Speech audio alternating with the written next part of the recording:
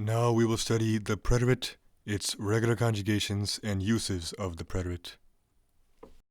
Again, you should already be aware of the subject pronouns, and you should know which ones are first, second, and third person, and which ones are singular and plural.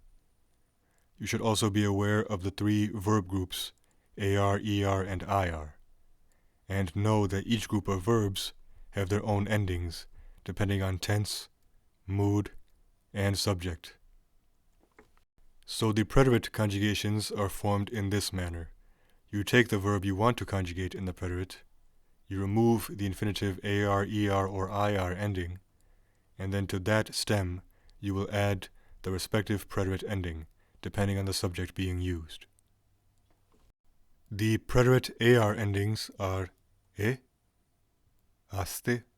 o, hamos, hasteis, aron.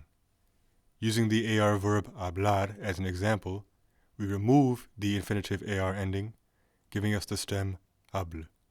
And then to this, we simply add the respective preterite endings we see above. Hablé, hablaste, habló, hablamos, hablasteis, hablaron.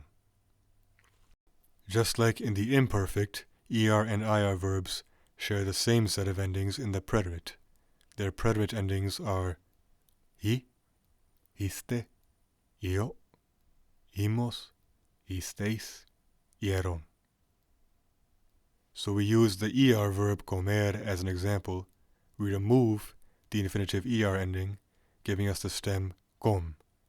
And then to this stem, we simply add the respective preterite endings we see above.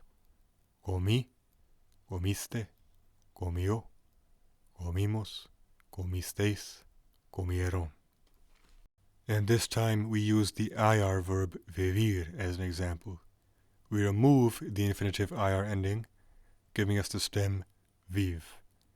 And then to this stem, we simply add again the respective preterite endings we see above. Viví, viviste, vivió, vivimos, vivisteis, vivieron. So when do we use the preterite? One situation is for completed events.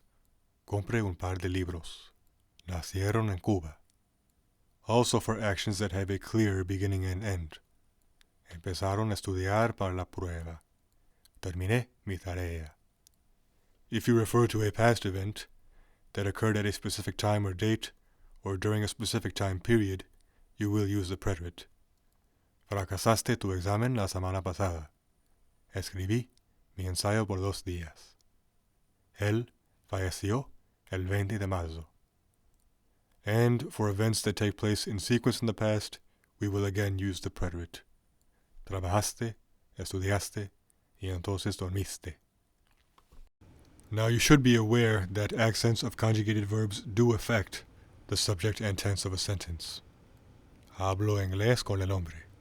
Without the accent, hablo means I speak, first person singular in the present tense. Habló inglés con el hombre. With the accent, habló means he spoke, third person singular in the preterite. So yes, the accent does affect the subject and tense and the meaning of the sentence. The nosotros endings for AR verbs are the same in the present and preterite, and IR verbs also have the same ending in the present and preterite. So in this case, you will need to use the context of the sentence to figure out if these conjugations refer to present or past. Siempre hablamos con Paulo. Hablamos con Paulo ayer. So the context, siempre and ayer, lets us know whether hablamos refers to present or preterite. Escribimos una carta ahora. Ayer escribimos una carta. So again, the context, ahora and ayer, lets us know whether escribimos refers to present or preterite. And of course, there are irregular verbs which do not simply follow the pattern of removing AR, ER, and IR infinitive endings and then adding the respective preterite endings afterwards. We will cover irregular preterite verbs in Unit 3. So yeah, we have covered the regular preterite conjugations as well as the uses of the preterite.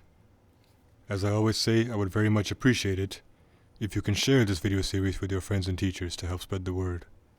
And that is all for now, so until next time.